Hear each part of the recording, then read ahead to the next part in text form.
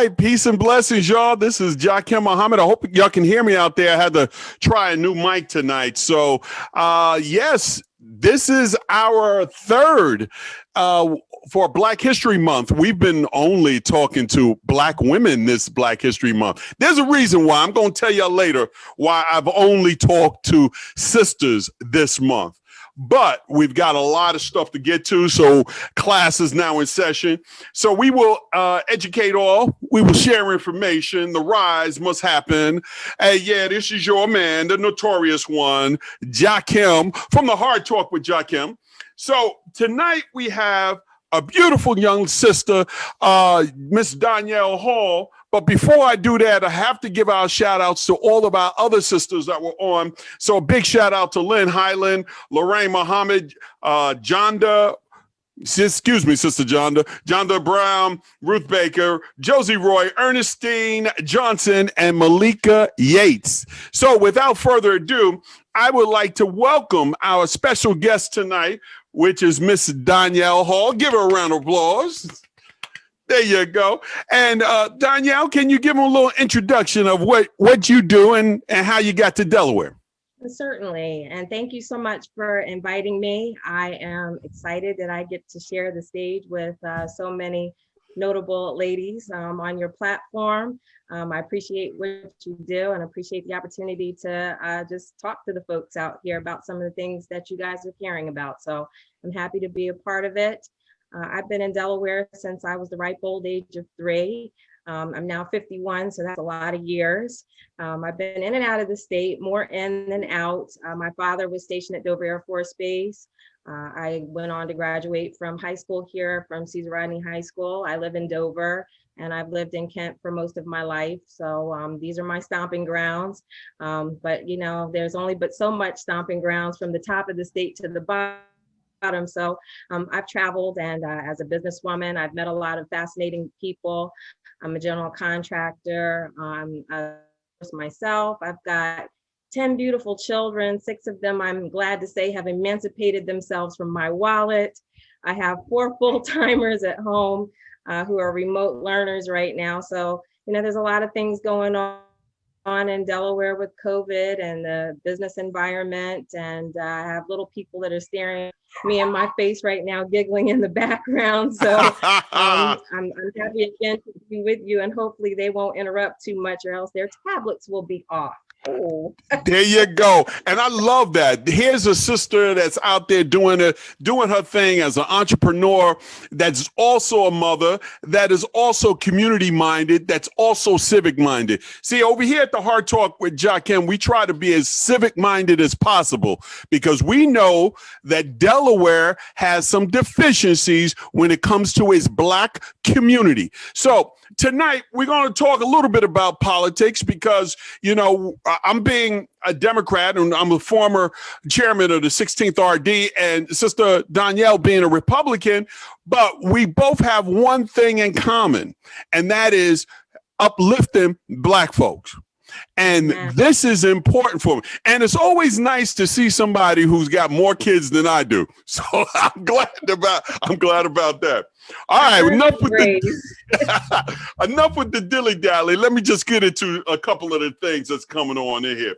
So let's talk about first entrepreneurship.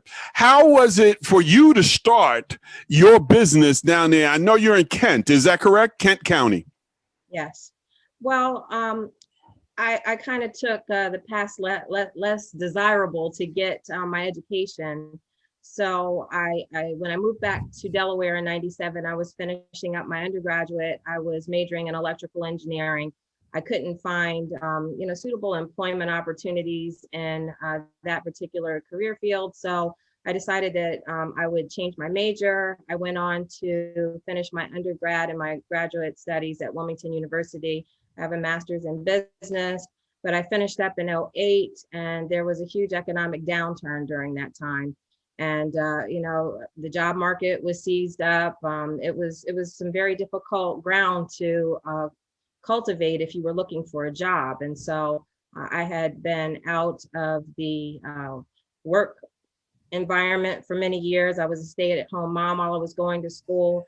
And so I decided that I would do some entrepreneurial things to get myself started.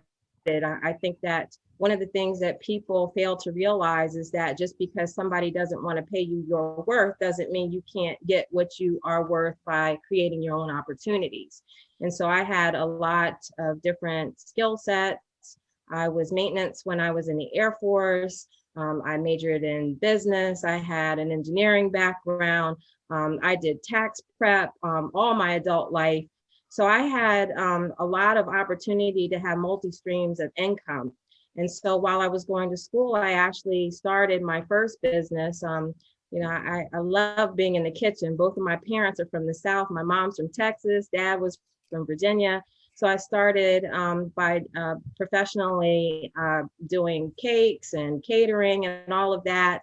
And then I moved on to opening a business that provided opportunities for people who, like me, wanted to open their own business and didn't know how to. So when I got ready to start as an entrepreneur, I went on and I said, well, how do I start up? How do I get a business license? How do I become incorporated? What kind of corporate structure should I have? All those kinds of things that somebody wanted me to pay thousands of dollars to them to do what essentially took me pennies to start myself. But if you don't know the nuances and how to navigate Delaware's system to get started and get set up, it can be a little taxing and people can get frustrated and give up. So for that reason, I started offering my services at little or no cost at all to help other people of color who wanted to be entrepreneurs get their start.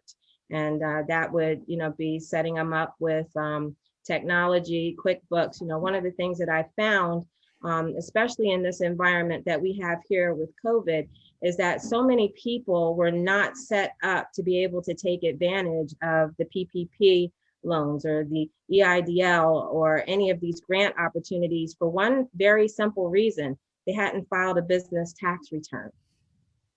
That's huge. And yes, they've been in is. business for years, but because we have not been taught, the financial literacy that we need to be successful as entrepreneurs, or just even in our personal finances, there's a lot of hindrances that we as people of color just face because we just have not been taught that. And we don't have those discussions at home. So I've been really hitting the pavement hard and wherever I am and whatever it is I'm doing, just to drop those little nuggets on people, in forums like we're having now, informal, sitting across the table. Yeah. Have you ever thought about, those kinds of things? So, well, one of the things as entrepreneurial, and listen, and let me just talk to the audience. If you're a Black man out there right now and you have not thought about opening up a business, you are now decades behind. And one of my problems is a lot of times when I was going to Civic association meetings and stuff like that, is the conversations that we were having were decades behind.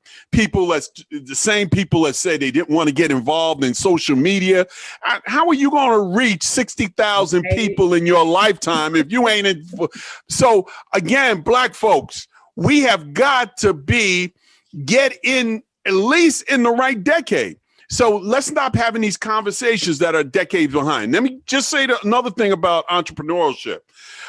If you're a Black woman and you have not thought about opening up your business, I want you to get out of that. I want you to unlearn that right now, because you need to have as many streams of multiple incomes as you can. If COVID-19 didn't teach you this, I don't know what will.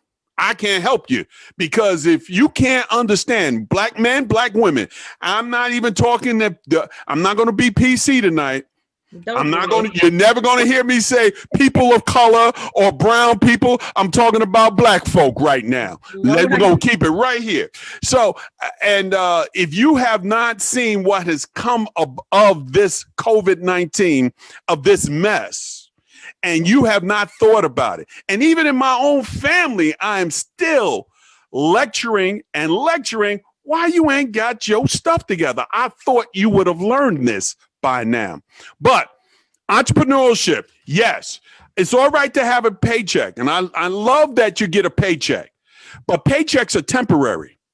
believe you me, those entrepreneurial things can be legacies, and that's a difference.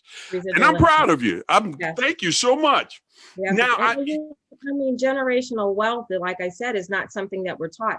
I'm still having to have those very pointed conversations with family members about life insurance, you know, and how important it is to buy a policy. You know, you don't want to be, you know, just known to leave your hat. You know, Papa was a Rolling Stone everywhere. Or your uncle. Yes. Or your Uncle Sonny, your Uncle Sonny, who never had a life insurance, who basically never had a real job. He may have worked a year or 2 years or something, may not even pay taxes off the books. Then he gets in his 60s, 70s, and 80s, and he died, and he never really had his own stuff. And now we all got to pitch in. Yes. To give Uncle Sonny a good send-off. And then there's one person that wants to put him in a casket, the top of the line, and you out your doggone mind. There you go. Am I right or wrong? You're right. But, you know, people know how to do GoFundMe. They learn that on social media. Oh, yeah. They learn to GoFundMe. But, you know, GoFundMe ain't a plan. But GoFundMe ain't a life insurance plan. No, it's not. It is not a plan. And not only that, at this day and age, I don't care what type of religion you may be in or whatever you follow, this day and age, you know, you ain't putting all that money down into the ground. No. We had to bury last year, we had to bury 4 family members in New York City, but 2 of them died because of COVID. So there, you know, we hit the 500,000 mark today, and my uncle and my cousin who caught COVID in a nursing, both of them were in nursing homes. And you know, Cuomo is going through some stuff like right now about in New York. I just want to touch on COVID here just a little bit. Sure. We had some issues down here in Newcastle, and that's where I live at, that one of our Henrietta Johnson had last month only got 100 doses of the vaccine. And knowing that the Route 9 corridor actually had more cases, that was crazy. So, you know, Bethany Hall Long did some thing with the Black leadership thing. And in fact, they had a call today, but I couldn't be on it today. But I'm going to be real. Our Black leadership don't know what to do. Wow. Here's what happened. We got Black leadership that's on the call that can't even enunciate their words. We have Black leadership in this Delaware that are just there and have no clue of how to get to the people. We have Black leadership that lived their whole lives here in Delaware and could not get 50 people to come to a thing. So I'm back to Black leadership. I told you tonight I wasn't going to really concentrate so much on Democrat and Republican. I'm going to concentrate on Black folk tonight. We're going to talk about them, but we're going to also concentrate on us because there's not enough emphasis on why we have poor Black leadership. You take it from there, sis. Well, I was having a conversation about this very subject yesterday, and I had an opportunity to be in earshot of a conversation that was going on as it related to engaging Black leadership with the healthcare crisis surrounding COVID. And so there was one question that was raised that spoke directly to the 30-year-old females that were of childbearing age. And there's 2 pools of thought of why we're not seeing the vaccination happen in the Black community. One is because people are fearful of taking the vaccine. And 2 is that, it's not being widely disseminated, the information on how to get to it and access the vaccines. So now there are some people who are getting dose number 2, and they actually were in the class to get dose number 1 and missed the opportunity because they were not informed about how to go about getting the vaccine. So, when you don't have the proper leadership at the table, you're not going to be able to reach the communities the way that you need to. And so I'm a firm believer in boots on the ground. I think that you have to have people who have rolled up their sleeves, done the work, and have a relationship, a viable relationship with the people, not talking at them, not talking down to them, not lording over, those of us who need the information. If you see me out in the street, see people see that picture that I had all up and down, all the major highways of me all glammed up. I don't have any makeup on. Now, I'm a very real, accessible person. If you see me out in the street, I'm not that girl that likes to wear the heels. I wore combat boots when I was in the military. I still wear combat boots in my life. So, that's what you need. You need those people. You need to reach those people. Those are the true leaders of our community, the people who are busy and out here working among the community and will be able to have the trust that is necessary to be able to say, this is a safe thing. Not only is it a safe thing, but here's where you need to go to register. Come on, Mom, come on over here. Let me sit down and go to the website with you to the state of Delaware to get you registered. If you don't have a smartphone or a computer, we can get snail mail to deliver, the location for you to go and get vaccinated. Those are the things that matter. And I think that when you have the wrong people at the table, that speaks volumes. And not to be able to identify people that aren't like us, that can use our vocabulary and enunciate our words and whatnot. We still have to be able to communicate with folks. And sometimes that means coming down off of your 4 or 5 syllable words and talking to people where they are. And you have to be able to have relationships with those people. And I think that the leadership that we have currently just does not have that relationship with Black folks. You are. Let me say, you are absolutely right to a point, because I've always thought that I'm a project boy, so I'm raised in the projects. I'm from the projects, big family, whatever. I ate in everybody's house, and plus I play basketball and football, and that's a whole bunch of other stuff. But one of the things that we do wrong down here in Delaware. And believe you me, if you're watching this and you're in Tennessee, you're in Texas, you're in Baltimore, and especially Baltimore, because I'll talk about the Baltimore, Philly, or New York, you know what I'm talking about. Here's where I'm going with this. Yes, you have to get it, but you can't get Ned DeWino to speak for us on a call with the lieutenant governor just because they gave him a phony title in some Black organization that has been colonized. We've got too many Ned DeWinos trying to run our Black communities, and that is wrong. I'm not here for the hood rattery. I've been there. You look, I'm not here for the intellectual gymnastics. Those are those people that graduated. I know you graduated from UD, so I'm not talking about you. But those are the professors at UD that are knuckleheads, and they want to do intellectual gymnastics. Think they witty, they're not. And the other ones is the Ned DeWinos and the ones that have every addiction out there. Yet you made them a state rep, and then you wonder why nothing is happening in your rep. You made them a state senator. Are you crazy? There's nothing going to come from there. One of the things that Jakim always say, if you are troubled, you are controllable. And if you don't know that, I can't help you with that. I really don't want to hit. And let me just, before I get back to Donyale, let me just say this. In March, we will be doing it. We do a lot of this YouTube free.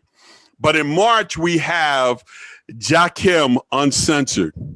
So Jakim Uncensored will be airing in March on YouTube, and we're going to be doing 1 or 2 every week. And all I'm saying is that there'll be some cussing, and don't bring your kids. But come check it out. Jakim Uncensored. You got to check that out. But let me just say this.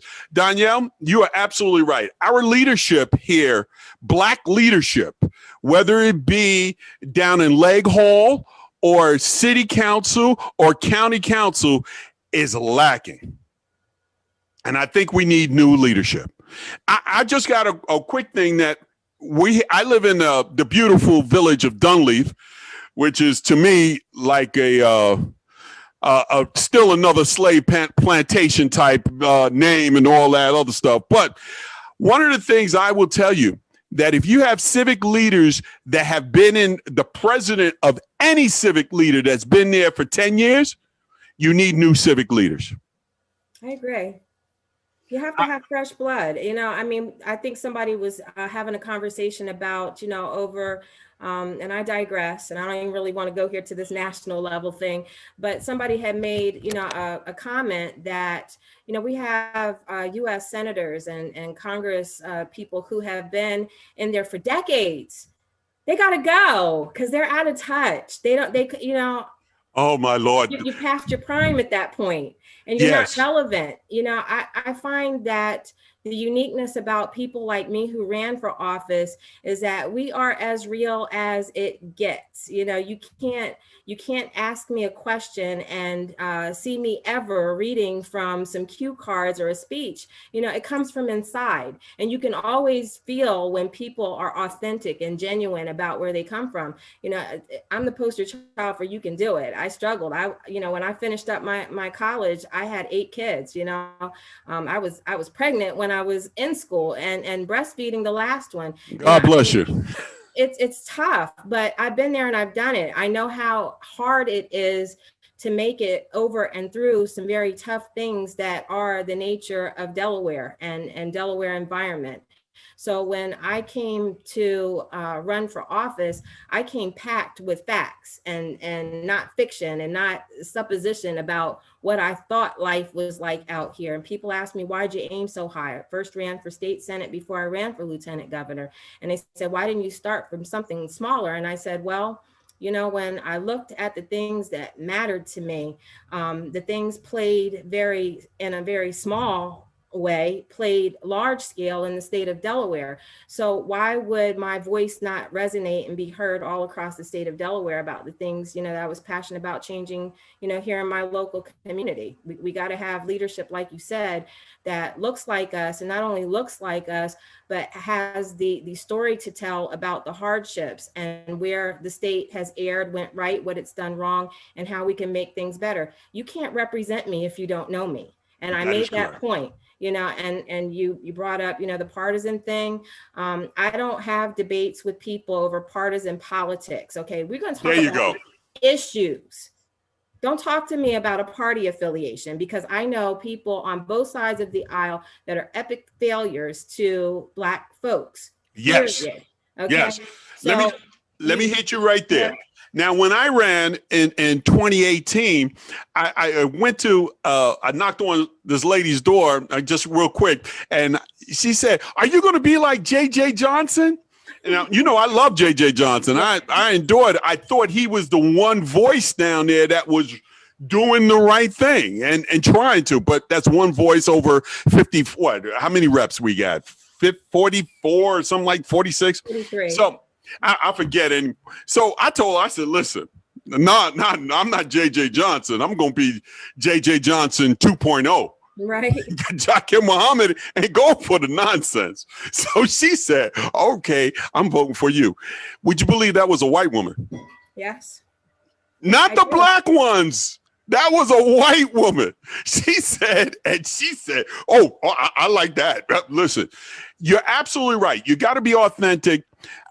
These people who make these backroom deals with labor and make these backroom deals with these false allies, whether it be environmental. I just wanted to talk about environmental issue real quick.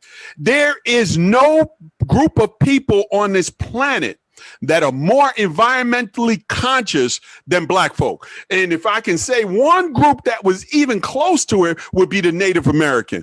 That would be it. The rest of so when I go to these environmental things with these people who are just trying to get into your meeting to infiltrate your particular thing, to colonize your organization.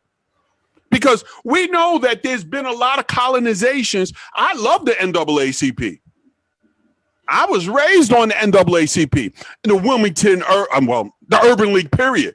But we all know they've been colonized because they can't go out. In fact, I was just on somebody else's podcast just recently, and they were talking about how Big Soda was trying to get a soda tax in Atlanta. And Big Soda went and they talked to, I think it was Dr. Martin Luther King's daughter, Bernice, and they said, listen, can you think about, can we get this soda tax in Atlanta to try to cartel some of the sugary drinks? And, sugar is a big thing in the diet. And, I do a lot of fitness stuff. And Bernice said, yes, we can get on with that. And she later had to come back within 24 hours and say, you know what? I can't support it because Martin Luther King Foundation gets a big money from Pepsi and Coca-Cola. So this is why we are in the place now. On Jakim Uncensored, I'll be doing my coon show. I'll be doing the bully coons, the funny coons, what a coon is. Now I'll be doing all the coon stuff on Uncensored. So y'all got to watch out for the bully coon one. But to me, that's what a coon is. That's somebody who's getting money to undermine his own people just for that little bit of dollars. Sold out. There you go. And it ain't got nothing to do with party. It got everything to do with what your intentions are for your own people. Now, I know I had to go on my little rant there. But since we did get on to this topic about allies, when you're a Democrat, you have a lot of allies, of people that say they are allies to your community. I don't know if the same thing. Yeah, let me do the air quotes. Air quotes. I don't know if that's the same thing in the Republican Party. Do you feel the same way over there?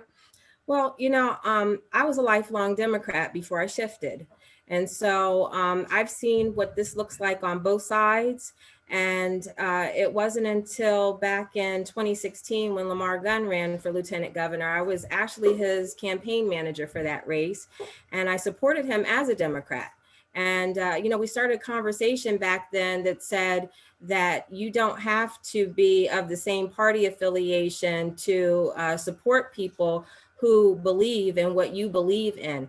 I strongly feel that we need to be educated voters and that we need to look outside of party affiliation, even skin color, because, there are some people that throw their hat in the ring because they are Black and they think that, people are just going to run out and pull that lever and say, I'm going to vote for them because they're for me because we share some pigmentation. Well, that could be further from the truth. And we've seen people that, are in our legislature now who don't represent our interests, have no backbone and no wherewithal to stand. So when you talk about creating allies, there are people who you need to really do a deep dive, do your homework, find out who they were before they became that, title and that license plate and all of that. Who did they really represent? Who did they hang out with? What was their nature? What was their line of work? Who were they really before they were your representative? And all representation really means is that somebody is willing to be your voice. How can you be my voice if you don't know my voice? So, when you're creating those allies that you speak of, it's very important to be able to understand whether a person is truly an ally or a friend or whatever, because like you said, there are people who came in that had some semblance of integrity and sold it out because of whatever. Now, I don't know what that backroom deal was.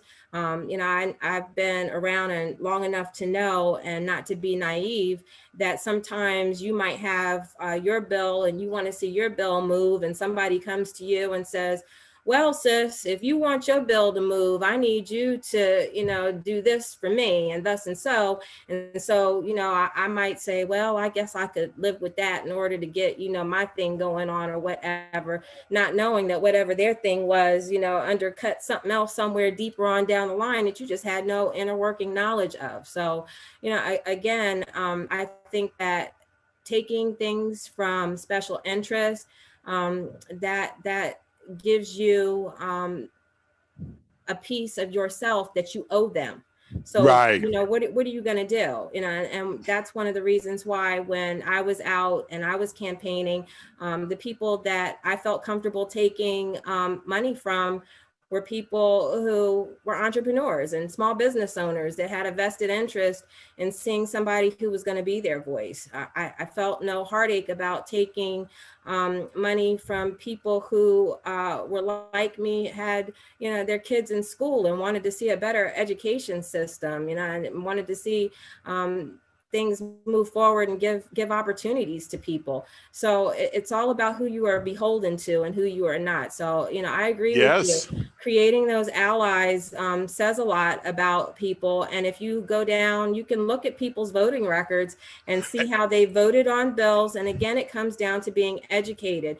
We have an obligation for due diligence on our own part to keep informed about what's going on. And I didn't always speak political ease. It was something that I was diligent about getting out there and understanding it, because the Bible talks about we perish from lack of knowledge, and that is the gospel truth. You have to get out there and you have to educate yourself. And if you can't educate yourself, my number is out there. I have people that call me and say, can you explain it to me? And I will break it all the way down, and we will talk until you understand that thing. And if I can't understand it, I'm gonna find somebody who can get you the answer. Now, I actually like that. That's 100%. I agree with you 100%.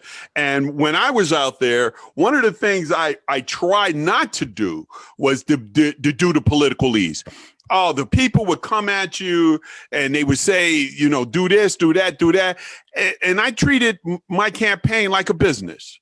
And because I treated it like a business, I thought we did fantastic. But one thing I will say that I'm going to just give you on here, Black folk in America are not a special interest group. We built this country. We put the country on our backs, and it would not be what it is today. So for all of you now I went to college for political science. I didn't graduate. So I'm a poli-sci major, but for all of you poli-sci majors and political people, especially in the Democratic Party here in Delaware, Black folks are not a special interest group. Amen. I'm going to leave it at that. Now, I know Lamar had told me that when I had spoke to Lamar, I think the last time I spoke to him was about 2016. He had went down to Brazil, and he had met my father down in Brazil. My father actually lives in Brazil, but he's not a Brazilian. He's right here. We are legacy Black, ADOS, whatever you want to call it, descendants. We're right here. But he lived down there for over 20 something years. And he used to do tours, and Lamar was going down there to Brazil. He said, I met your father. Yeah, I know. I met his father. But I will say something else too. And I just want to go to our Black organizations that we have here in Delaware. And believe you me, when I'm saying Delaware, it does not mean just Delaware. It's all over the country. It is time for a lot of our Black organizations to decolonize. Okay. There are conversations that you should be having with your organizations that you do not need other people from other parts that's not from your community to hear that. Because there's a lot of pain that Black folks have to go through right now in order for them to come together. And you don't need them to see your pain. I always say this, you got to know where to place your conversations. And one of the things that I have found here is that they have no clue on where to place it. So they decades behind, and they don't know where to place their conversation. I'm begging you right now, folks, if you're listening to my voice, you're in Wilmington, you're in Dover, you're in Milford, you're in Middletown, especially Middletown. Middletown is becoming a little New York. Forget about it. But if you're in those places right now, think about where you're placing your conversation and stop inviting all those people that are false allies to your meetings. I agree. You know, the other thing I would like to say is, okay, let me just give one more plug. Jakim at night, uncensored, coming in March. So there you go. The other thing that I wanted to say was, when you went to UD as a young woman, how did you feel over at UD during those times? And I suspect that it hasn't really changed. Well, when I graduated from high school, that was in '87. I spent my first 2 years undergrad at UD, and then I went into the military. But those first 2 years in the late '80s, that was when UD, and I can't say, I have a daughter that's actually graduating from UD this year. I can't say that the population has exploded with Black students. And I think just minority students as a whole, we made up about 3% of the total population at UD. So there was a big push for enrollment. And so it didn't matter if you were a scholarly student coming out of high school, or you just barely made it across the finish line. If you had an interest in getting a college education and you applied, you pretty much, they needed to fill their quota, so you got an opportunity. I know that pulling students that were not studious into UD at that time, there was not an infrastructure in place that really supported the success for minority students. And I really, from what I can tell from my daughter's experience, there really has not been a huge or significant change in seeing the success of people making it through. And so you had to kind of lean on your friend network and whoever else was in your major. And if you came from a home like I did, my dad went to the military because during that time in the that era, college wasn't an option for him. So it was either agriculture or to the Air Force. My mother, she graduated from high school, valedictorian of her high school class, and she still had a letter in her personal belongings that said, "We're not accepting colored students in our nursing program." So she go, a different route to get her nursing license. And so I was the first of my family to go to college. And my parents couldn't really give me any advice on how to be a successful student. And I struggled. You go from high school, you have the teachers who are helping you with every little thing as you're getting your high school credits. And then you get into a college environment where there's no over top of you or making you do anything. You are not set up for success. You're marked for failure at that point. And I think that if you made it past first semester at UD as a Black student, it was a miracle. So UD, I haven't seen where there have been a marked rise in enrollment in Black students. I know that a great many people have come out of UD that have been successful. I can't say that I was one of them. I ended up going into the military, like I said, and when I came back, I finished up at Wilmington University.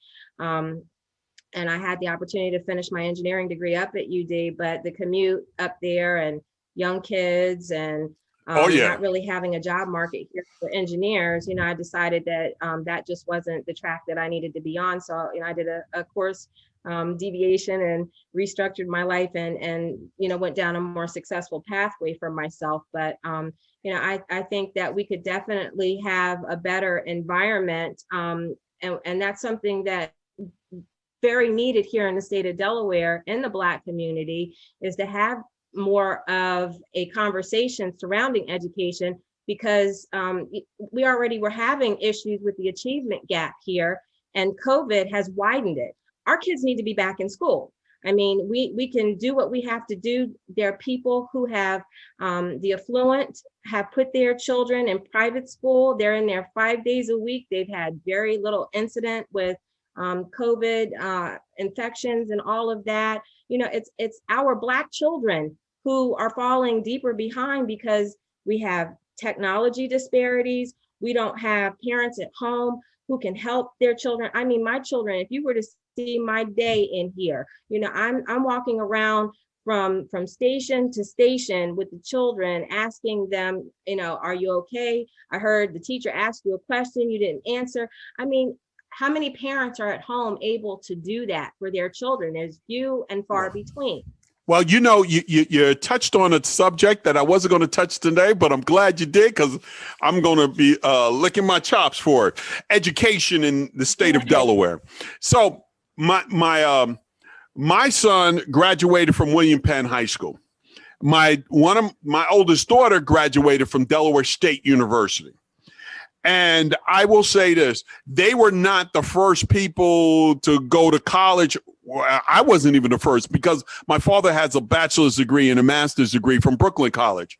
So, but what I will say is this, not only are white kids falling behind, and Spanish kids and Hispanics or whatever, but because of the gap that we mentioned before, and we're talking about the gap all over the society. We talk about the value gap, and the value gap is the same thing in education.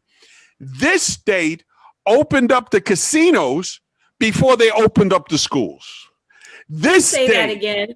This state, and I'm a poker player. You hear what I'm saying? They didn't open up the poker tables, but I'm a poker player.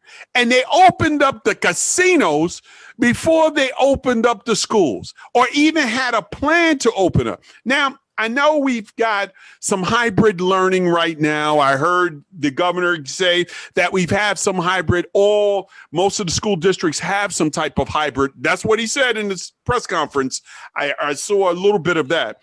But what I am saying is that not only this governor, I'm talking about the governors all around the country, whether they Republicans or Democrats, they failed our children. Yes, they have. Don't care, and I'm not talking just of Carney, and I'm not talking just of Wolf in Pennsylvania, or our guy Phil over there in New Jersey, or even Hogan in Maryland, who's also a Republican. They failed our children because they did not have any type of contingency plan. There was supposed to be, you're in these positions to have those plans. And when you don't have them, that means you shouldn't be in those positions. Can I ask a question? Yes, ma'am. I love this one, because we both share a military history. Dover Air Force Base is one of the major installations along the East Coast. Yes, it is. Are biological warfare tactics something new under the sun? You're absolutely right. Thank you. And we also have in Maryland. We have that contingency. Why didn't we have this contingency? We have a major military installation right here. That should have been something that was built into our readiness plan here within the state of Delaware, having a major military installation. You're absolutely right. I agree with you. It has made me scratch my head on more than one occasion. I mean, I have two that are in the hybrid. So they do this AB rotation. They go, my two youngest ones go Monday and Tuesday, and they're in 3rd and 5th grade. And so they do that for 2 days of the week. I was so sad when the teacher made an announcement that a few weeks back, my daughter and one of the other students in her 3rd grade class were the only 2 students that had turned in their homework assignments. And that as a result of them not turning their homework assignments in, over half of her 3rd grade class was failing. Yes. What are they going to do with these kids? Are they going to just push them through this year? And then next year they're a grade behind going into the next year? I have one that's a 5th grader. So this, the 3rd and the 5th grade, 3rd grade has always been one of the harder years because you're learning multiplication facts. It used to be that you learned how to cursive right, but I'm not even going to go into that. I had children that were teenagers and couldn't even write their name in this state, but I digress. There's just a lot of things that are alarmingly concerning to me about our education system. And we have people here that are punting the political football because nobody wants to take ownership of making a command. Nobody wants to be held accountable for saying reopen the schools. If it turns out to be a wrong thing, it would be political. Yes, you're absolutely right. Yeah, I agree with you 100%, Donyale. We can't play politics with our children's future. I'm sorry, we can't. I agree with you 100%. I was looks like I was freezing up a little bit. I don't have anything else on here, but let me just say, and I'm gonna little pivot from education, but I'm gonna end it with this. Education in this state for Black folks and for Black children has been woefully a problem. Nobody wants to do what it is. It looks like just your bandwidth. Somebody over there, it looks like your bandwidth is low. So maybe no one really wants to tackle the problem. Up here in Southbridge, we had a school closed. With this whole thing with Christiana School District is outrageous. There has to be some reckoning here, and I think the reckoning is that there may be time for other people to be put in that might know what they're doing. And I'm going to leave it at that. The rest of that, you're going to get on Jakim Uncensored. Don't bring your kids. All right. So the other thing I wanted to talk to you is we start putting a lot of these power structure moves. We got about we started a little late, so we'll go a little bit longer. We've got a lot of these power structure moves that's happening in our country. And, I'll be the first one to talk about, if you haven't heard me before talk about, family, tokenism and symbolism. How tokenism and symbolism has been a big problem for us. A lot of us go to church or to synagogue or to temple or the mosque, and we say that we pray to the big G, but really you're just idol worshipers to politicians. That has been one of our big things about symbolisms. Stop with this symbolism. In fact, like we said before with Lynn Highland one here and John DeBrown, our politicians are servants, public servants, not to be idolized. We need them to do their job. Now, I'm going to be nice here, and I'm going to use no other fancy stuff there. Do your job. They're not idle. When I see people doing these photo ops with them, it pisses me off to no ends, because especially Black folks, if you're out here photo opping with a politician, this channel, Hard Talk with Jakim, ain't for you. What do you say about that?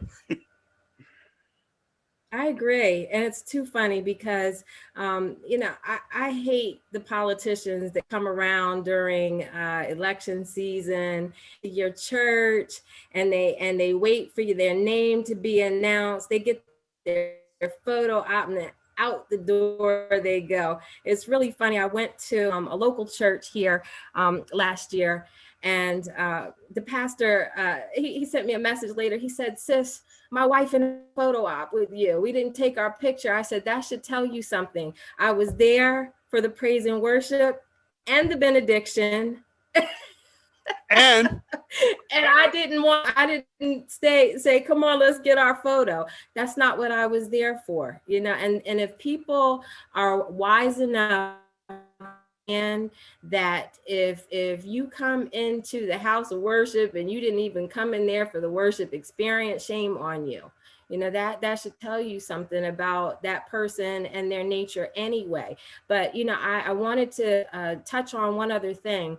One of the things that has been a serious irritant underneath of my skin is that I have seen people appointed to these various cabinet positions for the sake of optics, not because they were the most qualified person. Hello, do we not need leadership in probably one of the most important times to have the experts? Tokens. I don't care if you're green. Can you do the job? Tokens. Can you Symbolism. It is terrible. It is terrible. I can't take it. You know, the hard talk is about free thinking folks. So if you're a free thinker, this is the place for you. If you're not a free thinker, if you're not intellectual, if you don't think outside of that box and your box. In fact, I used to tell people that I am not part of the band. And not only am I not part of the band, I got my own band. So a lot of times these people want to do this tokenism, and that's what's got us into this problem. Look at your civic association, look at your community, look at your council. If they've been there longer than 10 years, they're part of the problem because your communities have been going down. Now, we do have a little bit more time because it seems like we got a couple of other people on Facebook. One of the things that I wanted to get to is my mother has finally got on Venmo. My mother has finally got into the 21st century. She ain't on Cash App, but she got a Venmo, and a Zelle and all that. Again, I'm going to tell you, and I'm going to tell you again. I don't want y'all Black folks to stop using social media. No, what I want you to do is being intentional when you use this social media. I want you to use it and use it with the intention that it, because remember, it could be here today and gone tomorrow. The government can actually turn off the internet. You see it in other countries, they do it all the time. If y'all get too enlightened, if y'all start doing all that stuff, if y'all start everybody doing this kumbaya and y'all start working against the government, that's what the government fears. The government fears that too many of y'all going to get kumbaya and work together. I don't know if y'all seen the Judas movie, but you know it. The Black Messiah. Yeah, and the Black Messiah. And listen, I love Fred Hampton like everybody else, but it was never going to work because as long as you start doing that with them allies, and he was talking to some white folks and he was bringing them in, and as soon as the guns start flying, the bullets start flying, those allies are nowhere to be found. They know where. They'll come and paint. They'll come and paint. They'll come and give you some money. They'll come and bring some potluck. But when the real gritty gets down, those false allies will not be there for you. Silence will not save you, and we only can rely on ourselves. What do you say about that? But one of the highlights that stood out from that movie and really spoke to me was about the coalitions of people that we have the ability to build. It's not about just tapping this pot or being isolated to just that resource. When you have a mindset that's outside of the box, and that's one of the things that I have always encouraged people to do. You got to think outside of what conventional methods are, and building coalitions is one of them. I mean, that's something that anybody can do. If everybody goes out and just speaks to their sphere of influence about an idea and starts spreading that thing like wildfire, that's how you build from within, and that's what we have to do, and one of the things that's bothered me most about all of these different things that have gone on in our nation, we can always find the things that separate us. We can always be divided very easily. The mark of effective leadership is the ability to bring people together in a crisis. It's so sad that, I watch people who have been lifelong friends, family members, or, a topic just divide. And it's so sad. I think to myself, whoever dropped that bomb in the midst is somewhere smiling and grinning because they won. Yes. They keep us divided, and a house divided can't stand. So we got to get together and pull it together and stop being divided by partisan rhetoric, by any and every other distractionary tool in the box that they have to keep us from being able to get ourselves together and rise as a community of people. Well, we got to be together. I agree with you 100%. And when I talk about the allies, what I'm talking about is that a lot of people will invite the allies to meetings that they should not be at. Because you don't have an agenda. They got an agenda. They got an agenda. Black folk don't have an agenda.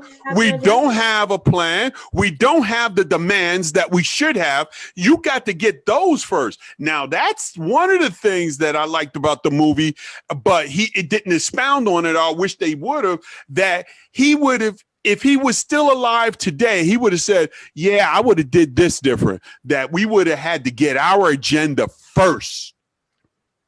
In order, our demands first. Doing things home first, because we don't do that well in this country. We don't do that as well in this country. Period. When you got, and it hurt my heart. And this is politics. And I'm sorry, I digress. But it was something that got up under my skin. How do we justify sending $4 billion out of this country when we can't take care of our own? I don't understand that. Hold on. Let me tell you what a young lady. Now, today I actually did a Facebook Live. I was on the 13 bus going down DuPont, going down towards my mom. So I took the bus today, drove the car, took the bus. But the young lady on the thing she told me, she said, with COVID, with all these hurricanes and disasters, and with what happened in Texas last week, she said, we should not be using that term third world anymore, because the United States has been proven to be a third world country with a Gucci bag. I'm telling you right now, we shouldn't even be using that term no more. Third world, first world, old world, whatever. Because these things in the last 4 or 5 years, and let me go even back to Katrina. Katrina told us, Sandy told us that Hurricane Sandy, Hurricane Katrina told us that United States is a third world country with a Gucci bag. Amen. What are we doing with infrastructure here? What are we doing with our people here? Nobody prepares for a bad time. The one thing you can count on is that they're going to be bad times. So when I see that my political leaders aren't doing it, when I see black folks ain't preparing, when I see some people, I said, man, that's the only one thing you can count on, that you will have bad times. I'm sorry, but I digress too. But yeah, listen, you can keep that one because that was deep. She said we were a third world country with a Gucci bag. God bless. I love it. So the last, before we get on out of here, I want to just talk about, since we're in Black History Month, and let me look on the clock. Okay, since we're into Black History Month, one of the things that I talked to Martin Luther King III on Twitter. I actually follow him on Twitter, and I sent some stuff to him. And one of the things that his sister, Bernice, again, I mean, did I get it right, Bernice or Bertrand? If I got it wrong, I wrote it wrong. But she did say, when Martin Luther King was killed, he was rated, the year before he was killed, he was the most hated man in America. Now, take it now, 50-something years, and every time we have Black History Month, we see MLK here, this, MLK this, MLK this. Yet, the people who hated Martin Luther King, some of them, a lot of them, are still living today. Or they the daughter and granddaughter of Martin, but yet they keep pushing this narrative of Martin Luther King as this passive, timid person. Yet when he was alive, he was rated the most hated man in America. See how they do us, that they really want us to have dead leaders because they can do anything they want with that image than to have live leaders. I tell anybody right now, as much as I love MLK and Malcolm X and Medgar Evers, listen, I'm not looking for another Martin Luther King. I'm not looking for another Malcolm X. What I want is 20 million Martin Luther Kings. What I want is 20 million Malcolm X's. What I want is 20 million Shirley Chisholms. I'm not looking for, because that does not work. Go figure that. You could have whatever comment you want on there. No, I agree. You won't get any argument from me at all. Like I said, we galvanize together and get our stuff together, we will be a force to be reckoned with. And when we come to that realization and stop being that crab in the pot syndrome and one climbing out and somebody pulling you back because it too much. And that is actually one of those things that I heard Dr. Henry Clark talk about, the crab in a barrel syndrome. Well, the crab in a barrel syndrome really don't work because the natural state of a crab is not in a barrel. No. The natural state. I said a pot. A pot. Yes. So you got a steaming pot and you watch them, you put them in there, they like, hey, wait a minute.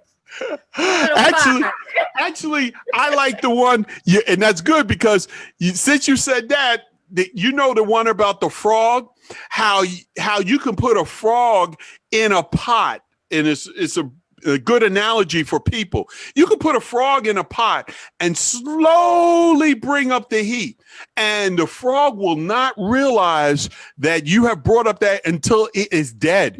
It will be. That's what they do to us. They keep giving us this little, and we got too much in our. And here's the word for the day: timidity.